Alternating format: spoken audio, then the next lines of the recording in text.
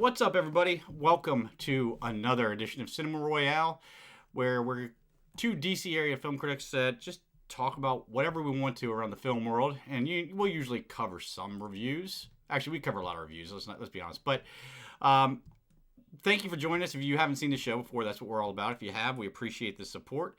Before we get started, I'll get all the crap out of the way before I introduce Travis, or he introduces himself and all that. I guess I just kind of did, but. Don't forget, if you're watching us on YouTube, to like and subscribe below.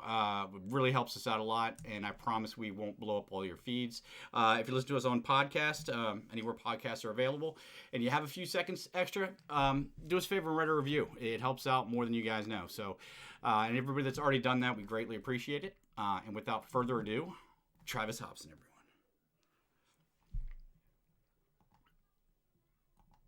everyone. Mm-hmm.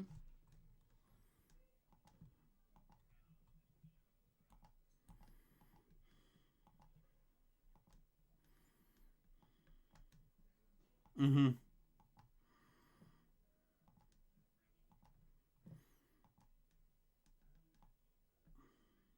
Our friend Tim Gordon about. He thought there were like two episodes. I was like, nah, man, it's like one. The penultimate, as It's they say amazing when how they're talking fast. classy. It's amazing how fast it's gone. It is. We're talking about the new Spider-Man movie's title, which is out, and I think the title says a lot. Mm-hmm. There's a lot surrounding this third Spider-Man movie we're going to get into, and some of it connects to WandaVision, so that we talk about all of that. And All then roads lead to Wanda. all roads lead to Wanda, yeah. And then the big news of the week, which is a new Superman movie that is in the works. And Mm-hmm. there's going to be a black Superman, which I think is very, very interesting. So we're going to talk about all that stuff. But we also got reviews this week of Tom and Jerry, which John loved. I'm just going to spoil that for you right now. Absolutely. Cherry with Tom Holland's the first movie by the Russo brothers since their Marvel days, the first movie they directed. Mm-hmm. And we're doing another one, which I don't remember what it was. Oh yeah, United States of Billie Holiday. Yeah. First Billie If you guys want to get full, in-depth reviews, remember to check out punchdrunkcritics.com. That's a website. We post all the news and notes and everything like that throughout the week, and then everything that comes out, you can find a review for there. On this show, we might talk about things for a while, we might not. We'll go in the section that says reviews, and you'll see all the reviews there. Everything that we did during the week. We do a lot more than what we talk about here on the show. We're just kind of shoot the shit on the show. Yeah. So let's start with the first movie because I'm excited to hear your thoughts on Tom and Jerry, which I honestly, it's expected to have made $12.5 million this weekend at the box office, which would make it I think the second biggest movie release behind Wonder Woman Mm-hmm. since the pandemic, and it's insane to think that it's Tom and Jerry, but I mean it's a family movie. It's disturbing that it's Tom and Stars Jerry, though. Chloe Grace Moretz. I mean, I guess these are reasons why this is doing so well. But it looks Yeah, I like mean, it's a looks like family super movie, well. and families have been cramped in their houses if they're following the rules, which I think is like two families in the country. But they've been cramped in their house. They want to get out. I'm curious to see if I was surprised by the money it made this weekend because when you consider how small the theater attendance is right now, how few theaters are open as compared to normally. 12 million is a lot of money. Yeah, So it's either disturbing or a good sign. So I was hoping it's because the vaccine rollout has started. A lot of people are already getting vaccinated. They're feeling more safe to go out. More likely, it's that people just don't care about the pandemic anymore, and it disturbs me. It's a family movie. So if you want to put yourself in danger, cool. But bringing the whole family for COVID, but who am I to judge? And that's not what I'm here to review anyway. I'm supposed to talk about Tom and Jerry. We grew up in an awesome time, right? So we had our stuff. We had the He-Mans, the Thundercats, all those. But and I don't think I'm alone on this. We watched Tom and Jerry, all the WB, the Hanna-Barbera stuff from the 60s and 70s. yep, Watch it yep. all the time. It was still on TV. I don't feel like kids now get that. They don't get all the generations. They just get the most recent stuff if they're not spending all their time on YouTube. Right. So I love that this exists. I love that they're bringing it back there. It broke my heart to find out that my 6-year-old barely knows who Bugs Bunny is. I failed as a father is what I'm trying to say. Chloe Grace Moretz, who I honestly thought we would be seeing a lot more of at this stage in her career.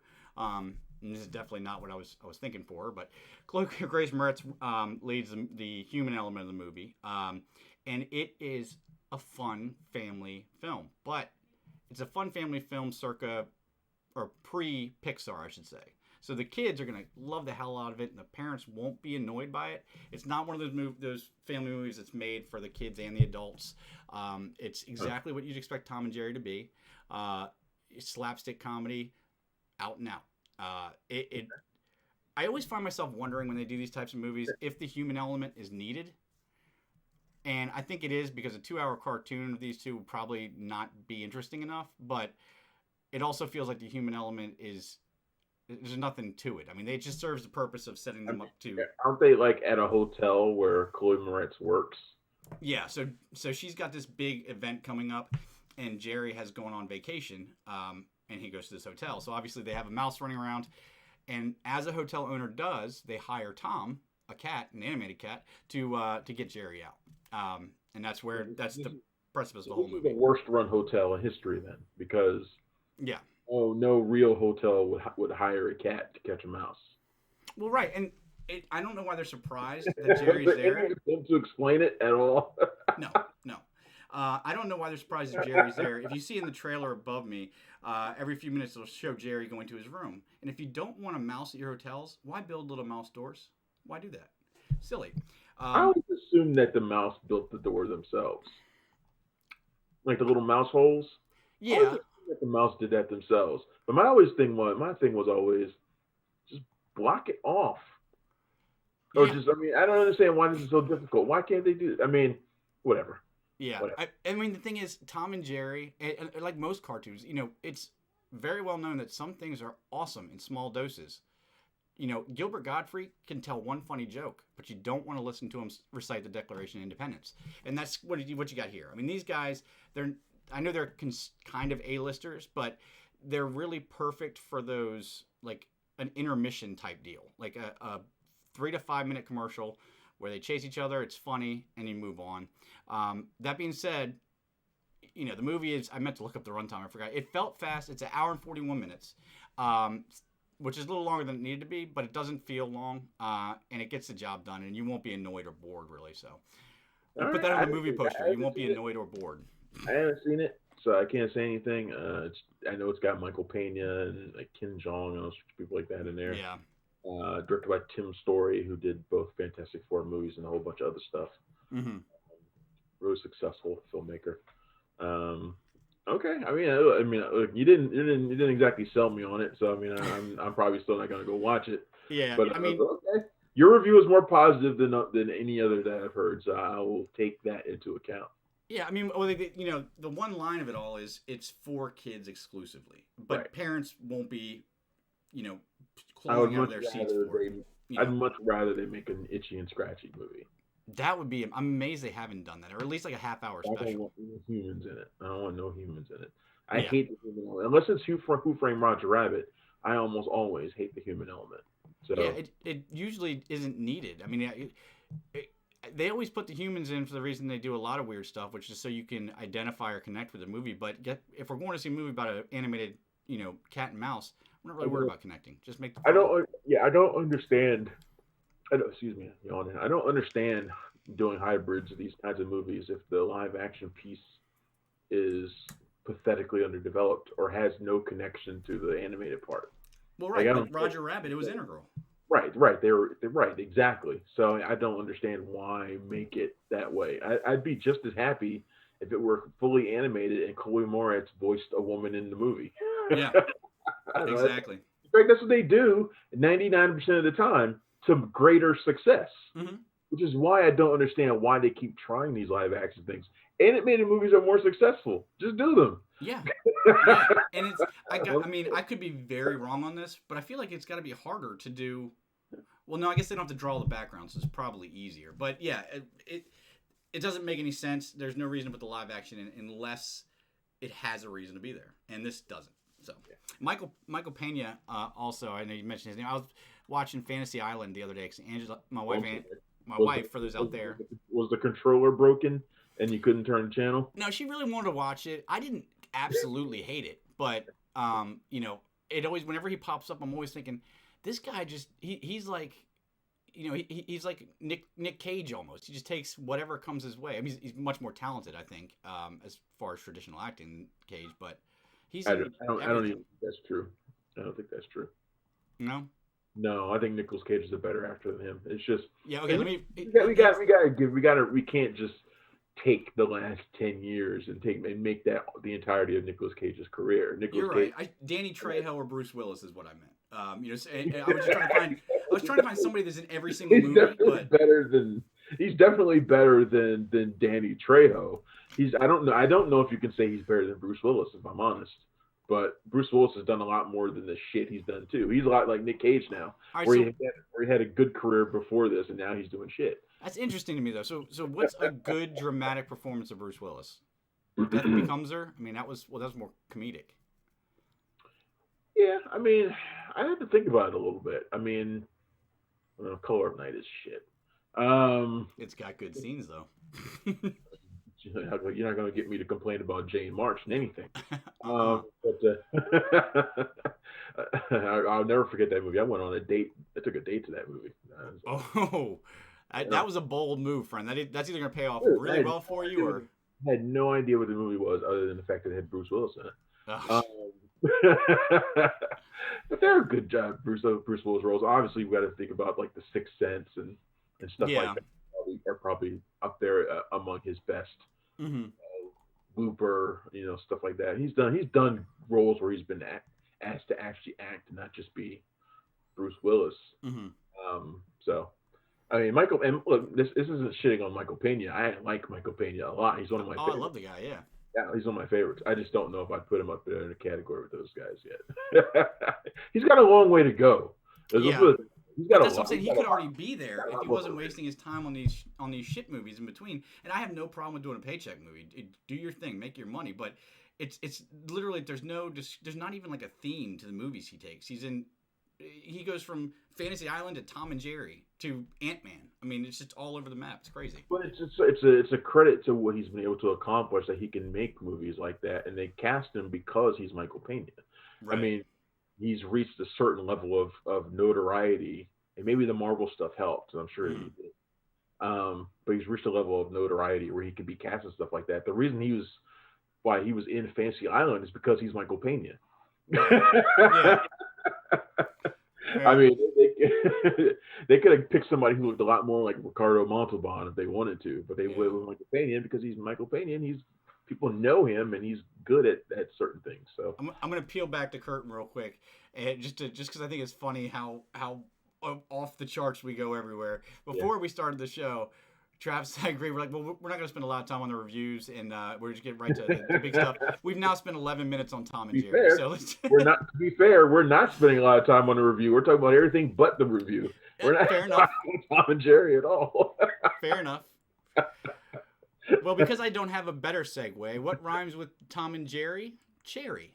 Tom Holland's dramatic turn, PTSD involved, bank robbery, the Russo brothers, all kinds of stuff. And this is not the Tom Holland that, you're the nerdy little shy guy from Spiderman. Totally different situation. Yeah. So. No, this is a big movie. People have been waiting a long time for this one. Cherry is the first movie by the Russo brothers, who are, of course, they're the Marvel heavy hitters. They're away from Marvel now. They're away from the Avengers movies. This is their first directing gig since then, and it's obviously very different. It's based on Nico Walker's book. It stars Tom Holland as a guy who calls himself Cherry, or who's called Cherry. Ohio kid joins the military after his girlfriend flakes on him. She's like, "Yeah, I'm going to move to Montreal." Okay, well, I'm heartbroken, so I'm going to go join the military. Hey, I'm coming back. What the hell? I'm already enlisted. What kind of shit is that? But anyway, so you imagine. The only thing that made me mad about this movie was how he wasn't pissed about that. Like, I would have been livid. Yeah, you basically just signed a possible death warrant and at least a 2-year contract. I would have run away. I would have been like, "You gotta be kidding me." But he joins the military. Sees all sorts of horrors that no one his age. He's like 21, 22 years old at this point. Right. Should ever have to see. Comes home fucked up, PTSD, gets hooked on drugs, gets her hooked on drugs as well, Hmm. and they spiral down until they're committing, or he's committing bank robberies just to have enough money to get another hit. This is a really, I'll say what I think the Russos were trying to accomplish. First of all, I think this movie is probably getting hammered by critics probably worse than it deserves. I found it to be a pretty entertaining crime epic that I think the Russos were trying to do their version of a Scorsese crime movie. I think that's what they were. I think that's what they saw themselves making. I don't think they accomplished that, Hmm. um, anything on that level. This is like the third act of Goodfellas stretched into a two and a half hour plus movie or Right. whatever. It's basically what it is. And on that level, it's entertaining. Like they take big swings here, both stylistically. It's broken down into chapters. They mess around with the aspect ratios as well, especially during the battlefield scenes. Hmm. They're taking some big swings stylistically here. It's a big operatic film. It's kind of like they felt like they were making an Avengers movie of drug and crime movies. It's like that's what it seemed like they think they were doing. Hmm. I think all of that is a little makes the movie. It takes away from some of the grittiness of it that they were trying to go for. Like Scorsese knows how to dial it back at the appropriate time, and I don't think the Russos do. Um, like I said, this movie is meant to make. It's about a guy on heroin. It's about an Ohio kid. It's meant to be gritty and street level, and it's really not Hmm. because some of the bells and whistles they try to add to the movie kind of takes away from it. But at the same time, I really like Tom Holland and Ciara Bravo in the movie. Hmm. Um, it's sneaky casting because they're both so young and fresh faced looking that you want to like take them in your arms and hug them and keep them away and protect them from the world and not want them to get all fucked up. And then you see them spiraling down and they have so much potential. At least she had potential. I don't know if he necessarily did. I think he was fucked up beforehand and probably If would you have sign up for always. the military because your girl broke up with you, you're fucked up No, beforehand. you have to be a certain level of broken to do that Yeah. already. Um, but but watching them become what they do is actually kind of tragic. And even at the end of the movie, which seems like a happy ending, I was still thinking, I still think they're going to be fucked up. Yeah, well, because of what it took to get there. I mean, when you go through that, I mean, let's be honest, he was fucked up for life already because of his time in the military and everything they go through afterwards. It's you're not happy go lucky after that. He's pretty aimless before the military already. Hmm. Um, especially with the people he hung around. He wouldn't seem like he was really going anywhere, even though he Right. was in college. Hmm. It didn't seem like he was really going anywhere. He seemed like he was just some white kid who went to college because he's supposed to, but he wasn't going to do anything with whatever degree he would have gotten. Right. He wasn't going to do anything with it. Yeah. I mean, I agree with you on almost every point. It felt to me like the Russos, who they always, it was always impressive to me the way they made the jump from doing like episodes of Community, where the biggest action was like a paintball scene, Do you to, remember Welcome to Collinwood? That movie they did. That was like their first movie. no, I've never seen it. It was like George Clooney. It's a comedy. It's a I'm, silly. the name rings a bell, but I don't, I've never Yeah. seen it. Well, look it up sometime. It was like their first movie. It Hmm. was Clooney and a bunch of other people. It's kind of a, I don't know, comedy of errors, bunch of goofballs, not unlike the people who like Cherry hangs around in the beginning of the movie. It's sort of like Right. that. But yeah, they made that jump from that to Community to all of a sudden doing big Marvel movies.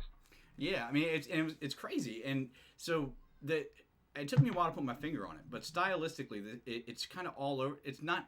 I don't want to say all over the place because it's not disjointed and messy in that way, but there's too many styles going on at once, and it really felt to me like they said, okay, we made a big jump to Marvel, we hit home run, but we had that style. We don't really know what our style could be, and this seemed like almost their experimental movie where they're going to try out a bunch of different styles and see what they like doing the best.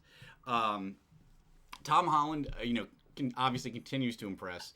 Every time he's on something, the guy's just even as a bank robbing heroin addict, he's still got a certain charm.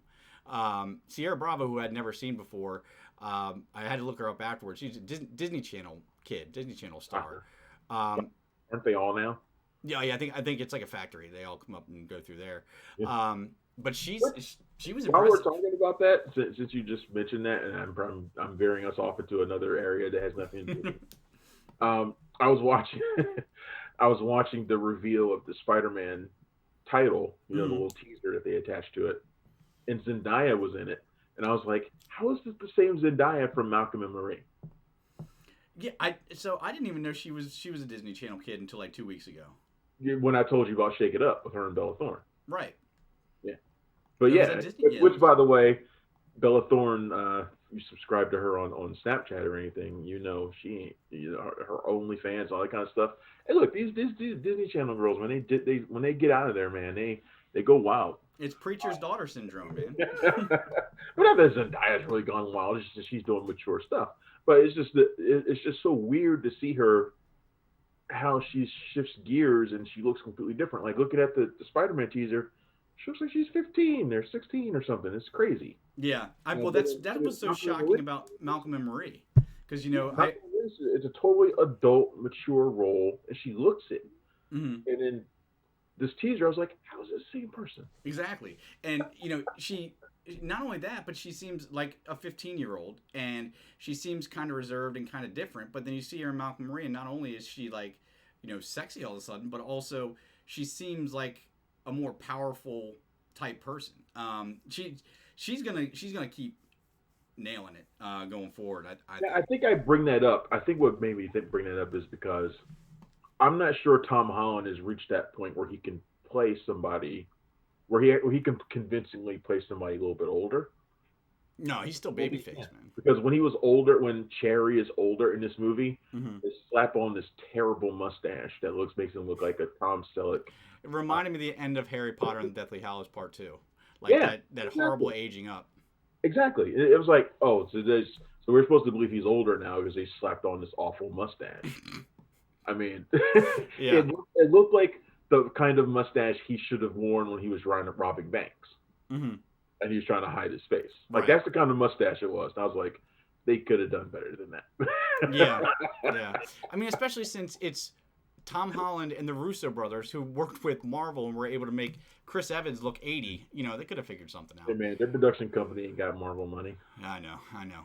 But a lot of people, a lot of critics at least, seem to be disappointed in Cherry. I mean, They're really hammering it pretty bad. It's yeah, getting hammered pretty I bad. I didn't don't think it deserves think it that. was a bad movie. I mean, it wasn't anything mind blowing, but I didn't think it was really supposed to be. I just Um, I found it to be more entertaining than anything else. If I looked at it too deeply, I probably wouldn't think. In fact, I don't. In fact, I've said that already. I think there's plenty of things that they fail at, yeah. but I found it entertaining anyway to watch. Mainly, maybe it's simply because I like watching, the final act of these rise and fall movies. Like like the final stretch of Goodfellas is like my favorite part, or one of my favorite parts. Or Yeah. the final stretch of Boogie Nights. Where they're going Hmm. to Todd Parker. Like I like the fall aspect of the rise and fall. No, It's interesting to makes me so anxious. I can't stand that part. me.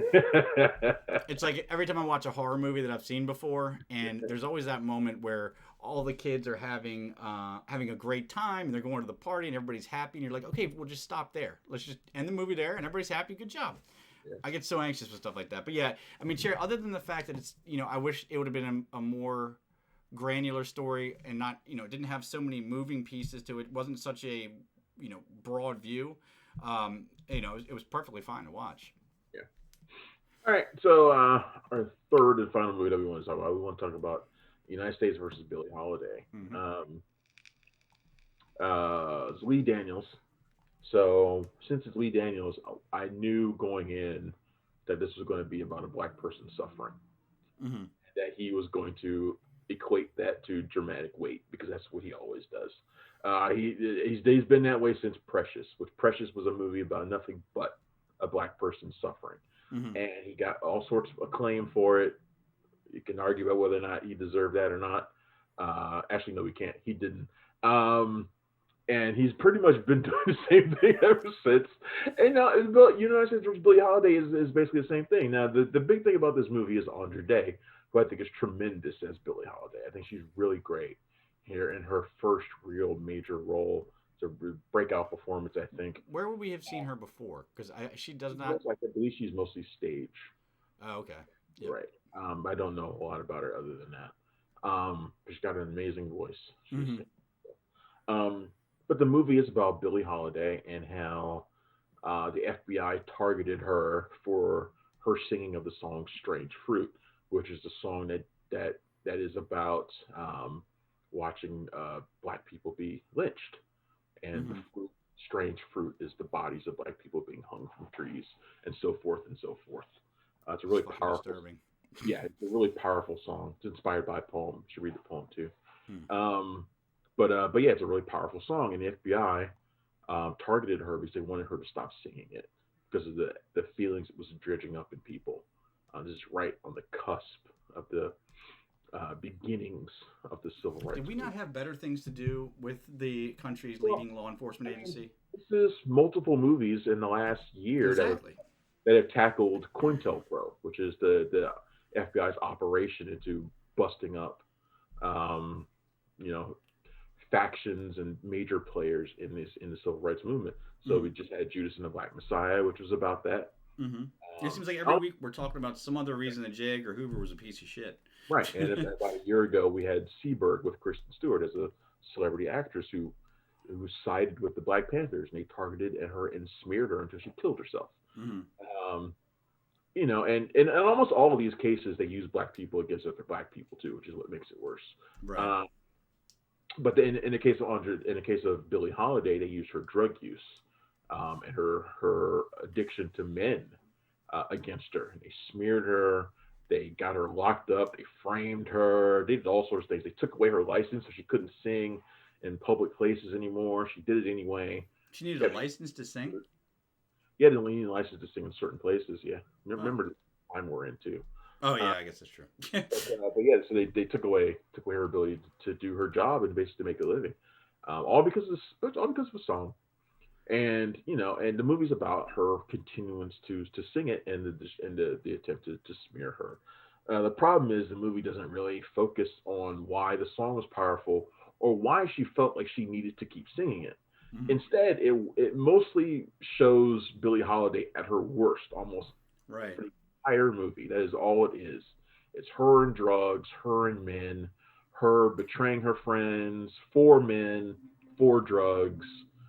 It's basically just misery after misery after misery piled on. And this is Lee Daniels. This is what Lee Daniels does. Almost all of his movies are the same way. And so I knew that was what I was going to get going in, and now he did not disappoint me in that. That's exactly what he gave me.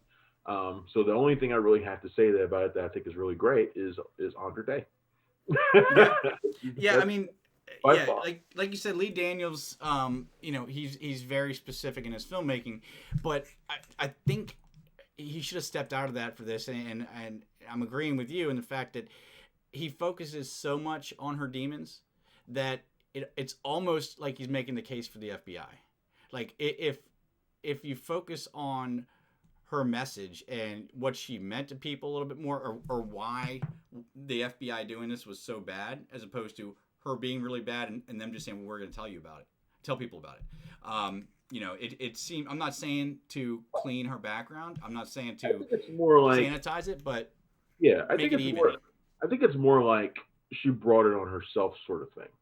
Like Right. I don't think he's necessarily saying their FBI was right. In fact, I think he's clearly saying that they're not. But he's also saying she kind of brought it on herself too. Yeah, my phrasing wasn't good there. That's Yeah, and I what know I what you. mean is that she was making it easy for them, I guess. Is Yeah, it by yeah, the way yeah, he frames it. yeah. I get Yeah. what you're trying to say. Absolutely. And Hmm. I'm like, that's. I mean, you got. It's a great story to tell because she did do something really brave. Oh yeah. Really courageous. And when I was watching it, and I was writing about this in my review, is that when I was watching the movie that kept coming through my head, besides the ones I already mentioned, was One Night in Miami. Hmm. And I was thinking about Sam Cooke. And I was thinking about how Sam Cooke was the one who was sort of reluctant to join them in being really vocal and outward Hmm. about his politics, and eventually he came around to it. And I was like, it's because of people like Billie Holiday that allows all of them to do this. Hmm. It's because of the strength she showed. And I was like, there's such a clear map to what she went through, to what they were going through, and what they had to put up with and what they were afraid of. And I Mm-hmm. was like, it's such a huge missed opportunity with this movie. Yeah. It's such a huge missed opportunity. And I was like, this is why I can't support this movie as much as I want to, because Lee Daniels is so short sighted. Yeah. I mean, he's very good at pulling emotions out of you. I will give him that for sure. What we've had such like a landmark year and a half, 2 years for African American history in cinema. I guess is a way to say it. Like there's all these shows and movies that are telling you things that history books conveniently left out, and they're shining lights on certain things. I would really love to see a movie like an epic chronicling, you know, Harriet Tubman The first all the way black to Obama or something like that. person in the world until now. Exactly. Yeah. No. Like entirety Harriet of our Tubman history. to Obama, but in the way that what was that movie that the Wachowskis did with Tom Hanks? But you want to do like a Black Cloud Atlas? Yeah, Is that Black what you Cloud want Atlas. Well, that's what I would call it too. I would call it Black Cloud Atlas. All I'm saying is that the spirit of this country is being brave and standing up for, or what it should be, at least I should say, is being brave, standing up for the little guy, doing the right thing in I the think face of negativity, and I it think you should pitch exemplifies. the Black Cloud Atlas. Black Cloud Atlas. You should pitch it to somebody. Well, You know any black writers around who can do it? yeah, you. Yeah, no, I don't want that gig, man. You let somebody else. Wait, are you saying they wouldn't let a white guy write Black Cloud Atlas? I don't understand why. Actually, they probably would, and that'd be a problem. Yeah, Um, exactly. yeah. All right, so let's talk about something else. Billie Holiday. WandaVision. Let's talk about, all right, first of all, let's talk about where you can find these movies. So Oh you yeah. can find Cherry right now on Apple TV Plus. Mm-hmm. United States versus Billie Holiday is on Hulu Mm-hmm. right now, and Tom and Tom and Jerry Jerry is in theaters and on HBO Max. features on HBO Max. So Mm-hmm. everything is on a streaming service somewhere. Yep. So enjoy. What a world we're living in. Yeah, Love and you know what? Another part of the news this week was Paramount. I mean, they're shortening their theatrical release window for Mission Impossible 7 and A Quiet Place 2. They're shortening the theatrical window to 45 days before Yeah. before they move to Paramount Plus, which is like, I mean, I don't look. I know we've had these conversations before, and I don't want to spend too much time on it, but things are never going to go back to the way they were. I'm sorry. I know we thought that maybe in the beginning we thought maybe they'd probably just go back, but we also both, I think you and I both knew that if these things were in place for too long and they started leaning more on streaming, Mm-hmm. they're never going to revert back to the way they were. We're at that point now where I don't think they ever go back to the way things were. Yeah, it's adapt or die for theaters. I mean, you got to bring something more to the table than overpriced popcorn, sticky floors, and dirty seats. You got to do something different. Now, to be fair, before COVID, we were almost here anyway. Because I mean, theatrical release windows used to be 3 to 6 months minimum before you'd see it in a video store or anything like that. And since the advent of video on demand, that window's been smaller and smaller and smaller. And there were plenty of smaller movies, lower level movies that would have hit VOD 45 to 60 days after they opened in theaters. But this is they're doing it for their tent poles now. So at least they didn't go all in. And plus, those movies are almost hardly in theaters anyway. Yeah, fair enough. Like they would say in theaters, but it's like, are they really though? Like, could you really just go to a movie and see it? No, we probably couldn't. I'll never forget when Barbershop came out 15 weeks after it was in theaters, and there was this big hoo-ha about it because of how fast that was. And now look at us now, we're at like 45 days and the movie's coming out, or just straight theaters and streaming. It's never gonna be the same, man. It's just not. I hear legit like sadness in your voice from that. I mean, it is sad in a way. I mean, Yeah. Look, theater's not going anywhere. I think we're going to see probably a reduction in the number of theaters, but theaters are going to stay, and you're always going to have filmmakers who will insist on theatrical. And to be fair, studio doesn't have to do it, and not every director could demand it. So it has the clout to demand it. So it might not matter, but I mean, I don't think it's necessarily a bad thing. You know, if the other, God, I feel like I'm keep bringing up the spirit of this country in the show, but you know, the thing is innovation, right? I mean, theaters have been stagnating for, with the exception of higher resolution screens, and you know, the 40x that there's one in every state, and some little things like that. They've been the same business model for 60 years.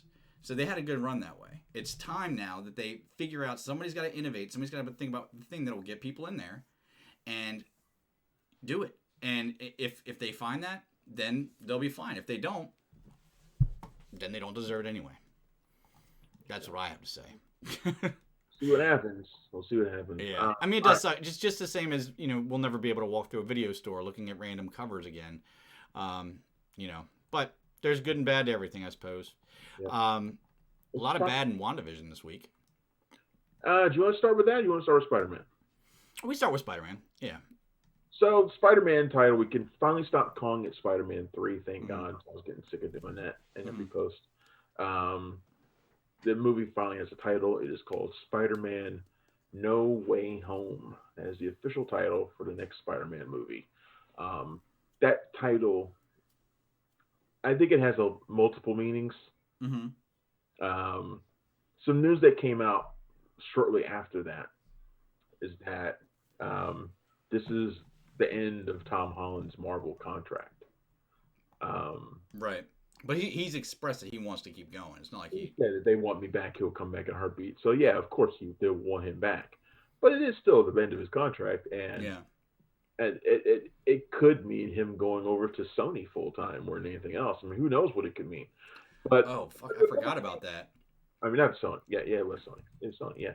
But remember, they had that whole thing about a year ago when it looked like he wasn't going to be able to come back. It was like it was like right before Far From Home came out, or whatever it was, maybe that they had that contract dispute between Marvel and Sony. This whole big thing. Oh my God, Tom Holland's done and with Marvel. Yeah, everybody lost their minds for a week, and then they worked it out.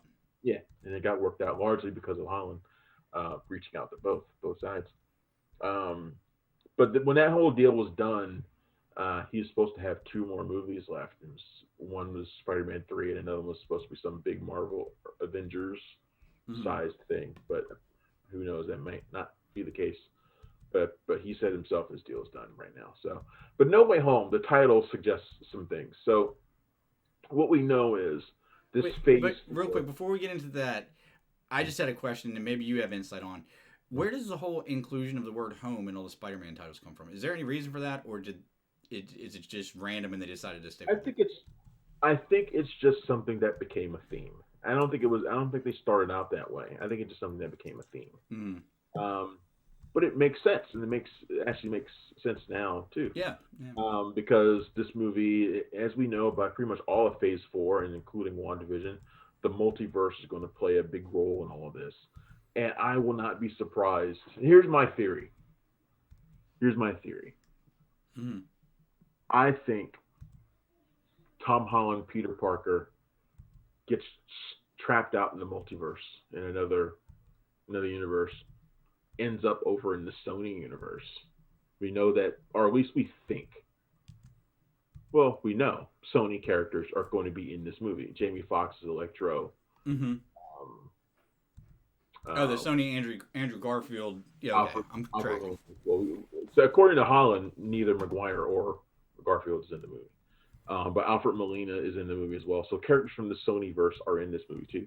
Mm-hmm. I think Tom Holland's Peter Parker gets stuck out in another universe, possibly the Sony universe. Kind of like a reverse Into the Spider-Verse. And I think we get another Spider-Man, and I think it's going to be Miles Morales. So then you think he'll be done? I think he'll be in the MCU until whenever time Tom Holland is brought back, which I think Tom Holland's Peter Parker comes back in the next Avengers sized movie. Well, that'll be a big reveal if they do that. I mean, yeah, that actually makes more sense than anything else I was thinking, because there was a huge question about the reveal at the end of Far From Home. When in the mid-credit scene when J. Jonah Jameson reveals who he is to everybody, how's he going to deal with how's he going to be your friendly neighborhood Spider-Man when everybody knows who he is? And the answer is he goes to a different universe. It makes sense. Yeah. I think that's what's going to end up happening. But then again, I don't know. It's all speculation. It's all guess on my part. So God, I feel like shit is about to get so weird. And if this was anybody but Marvel who have given me no reason to doubt them, I would think there's no way anybody can accomplish this in a way that makes sense and is fun and is everything you want it to be without totally destroying the feeling of the MCU. yeah, It's going to be a big job. and playing a part in all this will be, of course, WandaVision. Mm-hmm. WandaVision, which had its, I believe, its eighth episode. Yep. We got one more left. You want to talk a little bit about what happens after this one? In this one, because this is the one that follows the big Agatha reveal with the greatest ending with the greatest jingle. Agatha all along. Love it. I love it. They're doing Agatha all along merchandise based off that too now. By the way, Are they? Yes, they are. Yeah, of course. So this episode was basically the big exposition dump. Yep. This was the expedition dump episode where everything that we needed to know kind of comes out. You want to talk a little bit about what happens in it? Tell people a little bit what happens in it without going too deep into it for those who haven't seen it. Yeah, I was going to let you cover it because I'm not sure where my lines will be. Yeah, I mean, I don't know how deep we want to get into it anyway. I don't want to spoil it at this point in the series. Yeah. Like I said, this is basically the expedition dump, and what we find out, what we have is basically Agatha revealing herself to be an all-powerful witch. We see her sort of not her origin, but what happens to her way back in the past. Witch back in the Salem times. She apparently has this powerful purple energy that she uses, and she kills her own mother and all these other witches in her coven, and she gets all this power, immense power. And what we find out really is that it's not as if she created this reality that Wanda's in. Wanda still did all this, but Agatha has been in there, kind of manipulating the people inside of it. She took advantage of a opportunity that she saw, basically. Right. So it seems like she was going to come after Wanda anyway. And she got stuck up in this situation with everybody else. She's using it to her advantage. But basically, she walks Wanda through her entire past, going all the way back to when she was a child and when her and Pietro were trapped by the rubble from that Stark weapon. A little bit of retcon there too, by the way. There's a little bit of retconning going on in this of Wanda's past, which I don't think it's anything major, but there's a little bit. Yeah. I never mind that. I know some people lose their shit on continuity, but if as long as it's not something major, then Marvel retconned away so much shit when I used to read the comics all the time religiously. That's the thing. Comic books literally have no continuity. I can't stand retconning. I hate it in everything. I hate it in this too, but it's not big enough that it changes any aspect of her character. Right. I don't think so. I'm trying to think what the big reveals here were for Wanda. What were the biggest reveals for her? Basically, she was trained using the Mind Stone. Or was that the Mind Stone? Yeah. That was the Mind Stone. Yeah, that's when they were talking about, when they said, when she was saying regarding Vision, I could feel, because every time she goes near him in that stone, that's their connection because she got her powers from the Mind, from an Infinity Stone, so she can feel it through the Mind Stone. Right. Okay. Big reveals. She didn't exactly steal Vision. There's a reason why Vision can't leave. Let's basically just say, because like I said, I don't want to spoil anything. There's a reason why Vision can't leave the reality of Westview and go back out into the real world. There's a reason why he can't do that. Right. But then there's a post-credit sequence with him too, which I thought was really awesome because we got to see the white version of Vision. It's so freaking creepy, man. The white vision of Vision, the white version of Vision in the comics, he basically has no emotions. He's a robot. Right. He basically has no emotions. So I'm thinking this is going to end very tragically for Wanda. Like, she's not going to get him back. No. She's not going to get the man she knows back.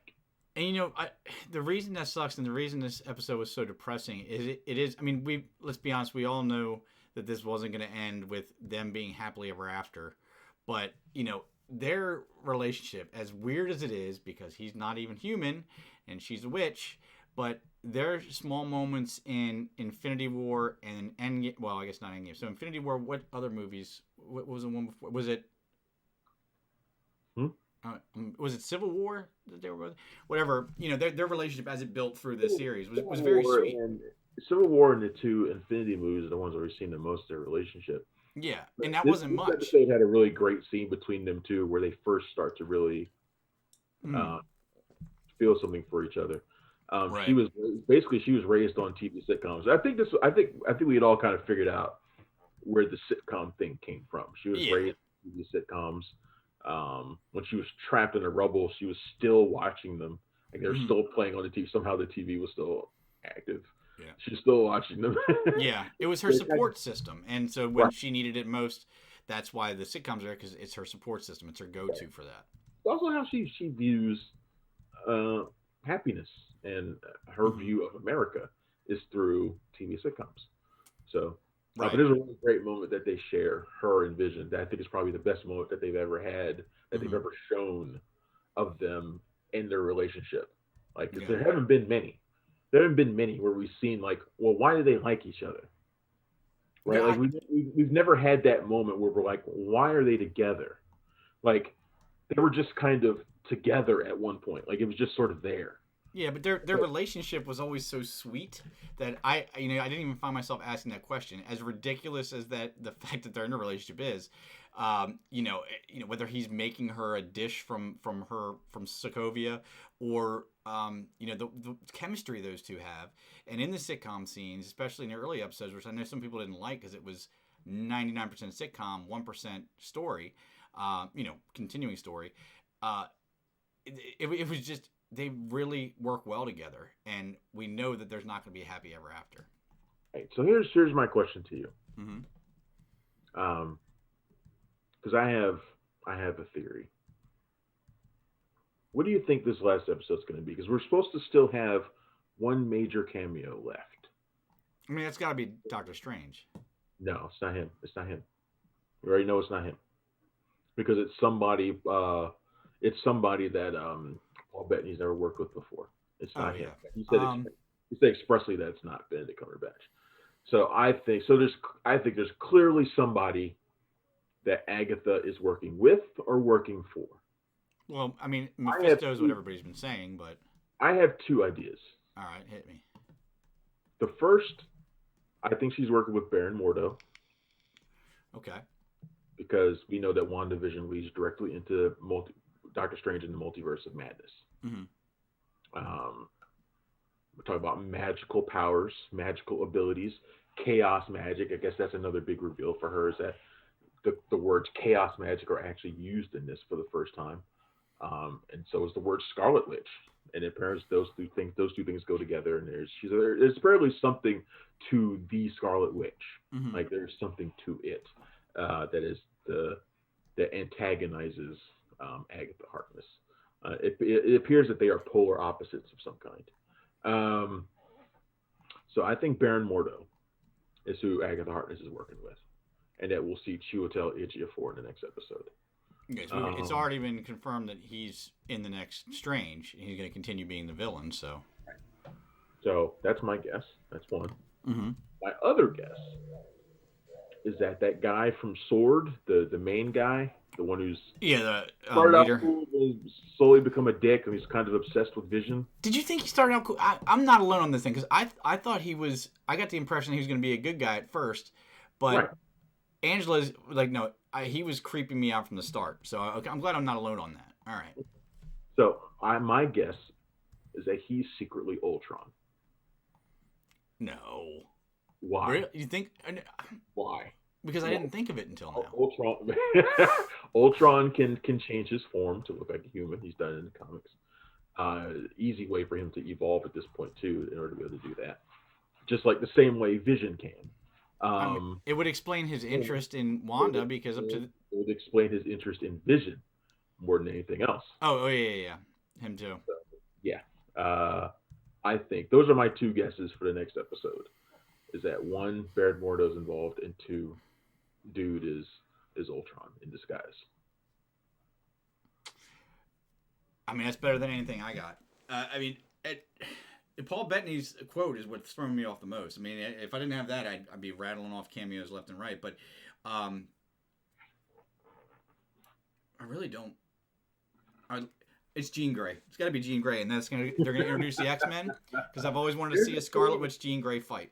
There's an episode in this scene where they're showing Wanda and she kind of bursts of power, red power, but there's also like yellow in there, and I know it's probably just power from the Mind Stone because that's yellow, but it looked a lot like the Phoenix Force for a second, and I was like, no, I was like, okay, no, it's not that.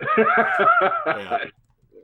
And this, I mean, honestly, and basically also this also basically confirms that guy is not Quicksilver. He's not going to be Quicksilver. He's just some dude. Yeah. He is not real Pietro, which I don't know if I don't know if I'm disappointed in that or not. Part of me just doesn't care, but the other part of me thought it would have been a really cool way to start crossing over if in an explanation for the multiverse. I really thought it was him from the MCU, and he was just disoriented. That's why he didn't remember the past, because they didn't share the same past, but he did know it was his sister, because it's from a different universe. So I thought that would be a really cool way to put it in, but it is. I'm somewhat disappointed, but it's not really that big of a deal. But I mean, visually, this episode, my only concern for the next episode, and I doubt it, but I'm afraid they're going to go Game of Thrones on us, because so much was given in this episode that we've been waiting for. I know people complained a lot about the first couple episodes not moving the story forward. We had to wait a long time for what we got. The mystery stayed there for a good long while. Yeah. And it paid off this week. I just hope they continue the momentum to next week, because that's I also wonder, looking at the MCU as a whole, after this, how is Falcon and the Winter Soldier going to feel? It feels like we got two different universes now. I mean, doesn't it already kind of feel that way? I mean, Yeah. you look at it like Captain America and not the first Avenger. What was the one that came after that? The Winter Soldier, yeah. Winter Soldier, which feels completely different than any other movie in the Marvel universe. Yeah. I mean, you think about it, you're like, how does that movie exist in the same universe as Guardians of the Galaxy or Ant-Man? It's like, how do these things exist in the same universe? Yeah, but they still feel like they do for some reason. That's the magic of Marvel, is they can do something completely different and make it feel the same. Totally. Yeah. I think the biggest thing I'm surprised we haven't had like the deluge of people like, well, why aren't the Avengers coming into Westview to try and stop it? Like, I'm surprised we haven't had like those dumb questions. I hate when that stuff comes up. I'm glad up. they haven't even addressed it. Like, I'm glad it hasn't been brought up in the series. Like, well, where's Falcon? Why isn't he here to try and stop this? Or where are these people? Where are the Avengers at? Why aren't they here to stop this? I'm glad nobody's even brought it up. Yeah, I can't tell you how many times I've heard somebody say over the last 10 years since Marvel, well, wait a second, if the Avengers are there, why, if such and such was going to destroy the world, is that not the same? Dude, some things you just got to say it's a movie.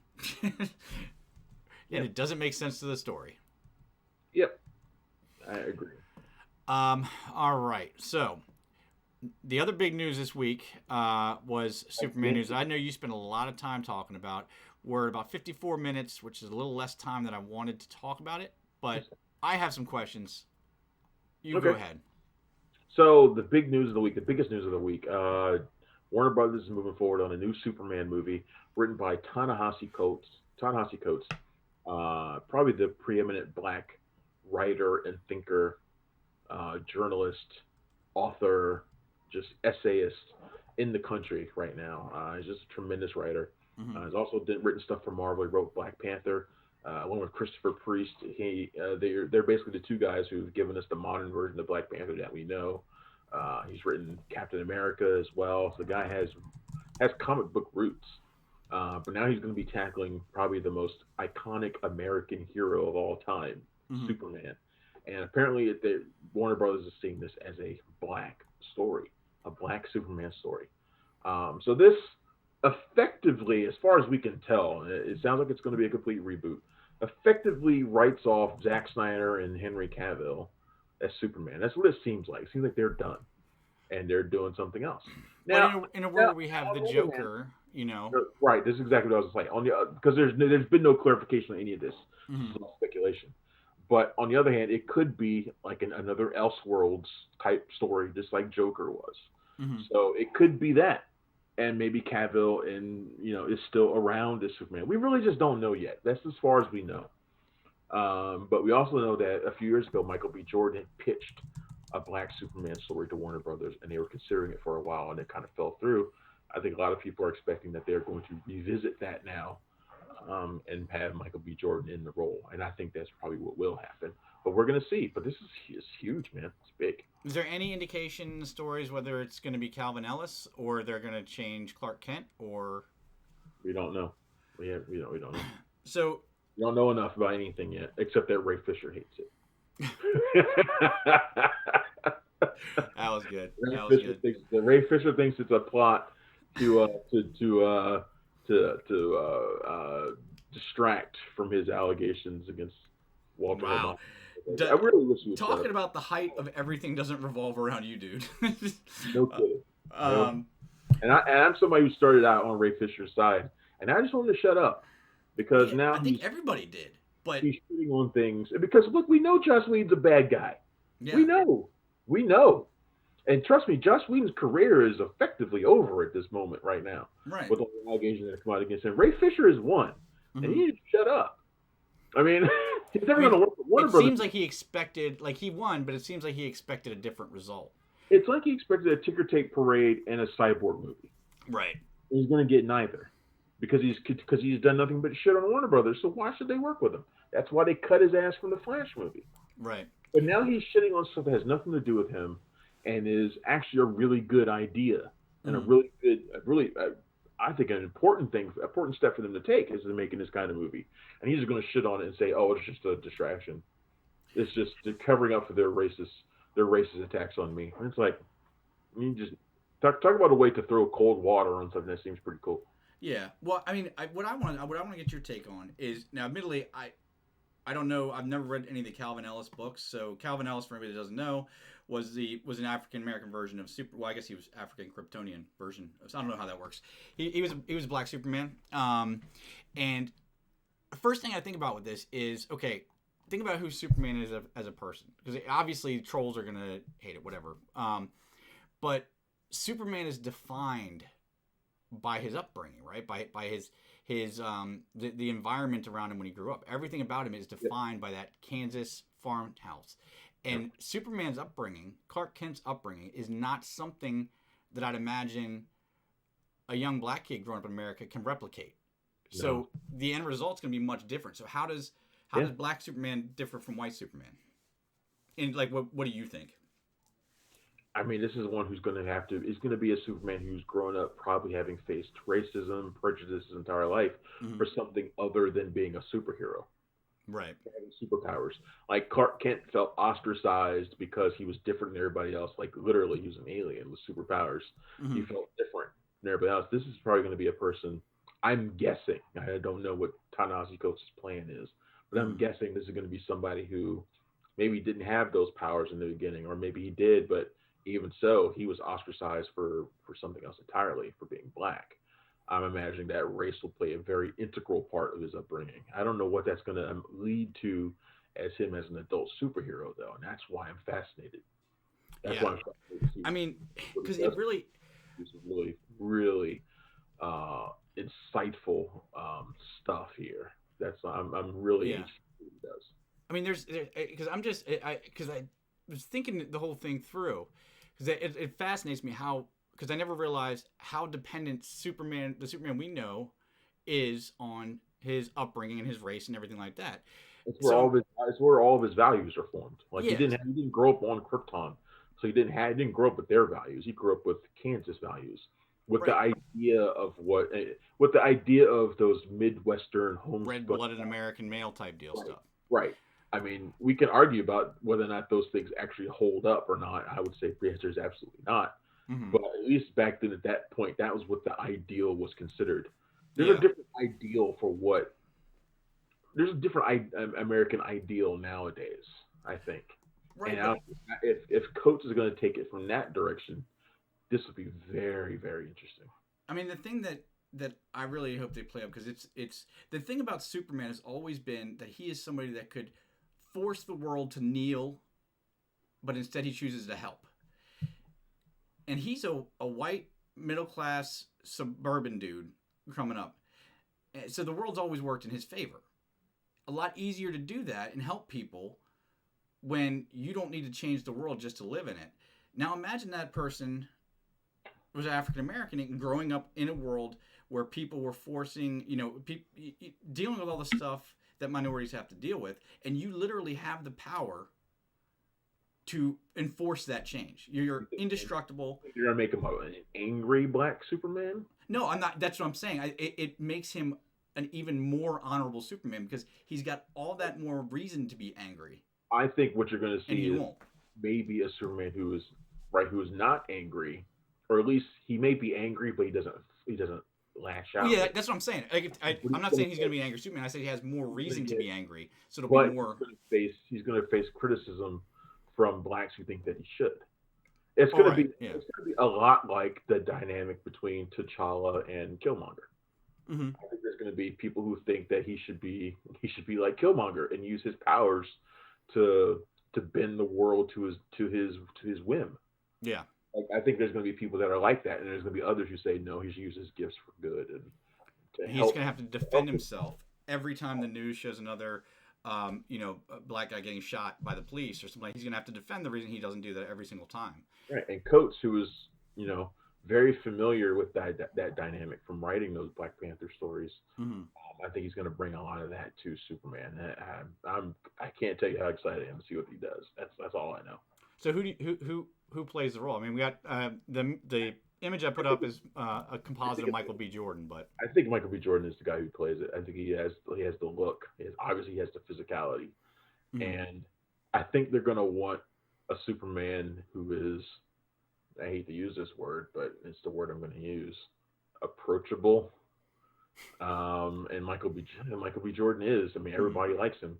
I think if you're looking for Superman, no matter what, you want somebody who is approachable and likable. Everybody likes him. You want the person who looks like that, whether he's white or black. Right. And Michael B. Jordan fits that mold. If I were picking my Superman, I'd pick Aldous Hodge to be Superman in a heartbeat. But the problem is Aldous Hodge is playing Hawkman over on Black Adam right now, so he can't really do that. Yeah. I looked at, and my pick immediately would be I'd call Aldous Hodge, make him Superman right now. I mean, so I gotta pull up his picture because the thing is, see, because Aldous Hodge, and this is gonna sound the wrong way. It doesn't matter that he's black, could be Chinese or white. He's scary looking. Like when he gets an intense look in his eyes, he looks like somebody that will fuck you up. But yeah, I kind of like that. What? So you're the one who wants angry Superman. No. I like that he can. But shit, have you seen Superman? Superman was more terrifying than almost anybody. Henry Cavill, when he's angry, are you kidding me? That's true. Yeah. No way, man. I mean, I guess I was just being racist. Superman, look, for all the things that are good of Superman, Superman, when he's angry, is terrifying. Yeah. Well, I mean, he's a god. Because Aldous Hodge has played plenty of roles where he's just a nice guy. In fact, most of his roles, he's just a nice guy. Right. But he's also jacked. He's like physical. I was just about to say that. I'm cycling through Google Images, and I knew he was a tall, broad shoulders. Yeah. This dude is built. Dude, man. So I mean, I would love to see him as Superman. Because I know when he needs to get angry, he can do it, and he will be scary. But they're going to go more Will Smith, you're thinking? They're going to go more. Yeah. Will Smith might be like just a bit too far into the nice guy category, whereas into the don't scare white people category. Michael B. Jordan is like just in the perfect wheelhouse. It still blows my mind that we can say Michael B. Jordan has the physicality to play Superman, because my head always, whenever I hear his name, it goes right back to The Wire, when he was that scrawny little kid, and he was in a couple other things I saw him then, and I still remember the first time I saw Creed, I was like, this dude just like tripled in size. Yeah. In any event, it's gonna be huge, and I hope number one, I hope it happens. I'm just crazy. It's probably one of the most interesting comic book stories, and of all the comic book characters you could race switch. Well, and let's all not forget it's not a race switch because Superman's an alien. But all the characters you could do that with. Which is going to be, that's what people are going to say, and that's going to be the comeback. It's like, he's a Kryptonian. Yeah, he's well, Whatever. Heimdall is a fictional character, is mythological character. It didn't seem to bother them, but yes, it did. Oh, yes, it did. No, I mean, it didn't bother them that he was mythological. They still got pissed about it. Oh yeah. They definitely were mad that he was played by Idris Elba. I know because they're definitely mad. I'm gonna name drop here because I got white boy called by Idris Elba when I was talking to him for what was the movie, Takers, and it came up about Heimdall, and we're talking about that, and he's obviously very frustrated with the fact that people are, and he says you go anywhere, you're Tom Cruise. We have to stand out that much more to get recognized, and then you get something big and you get knocked down for it. And I don't know if you know this, but Idris Elba's like 6'3" and very big. Yeah.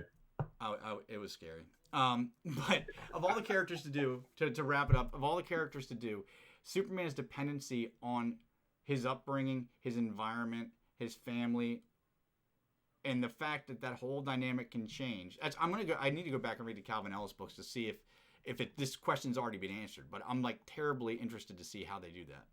And we don't know that he's doing that storyline in particular. I think he's doing something new, but we'll see. Mm-hmm. We just don't know. We really don't know much of anything about what he's going to do.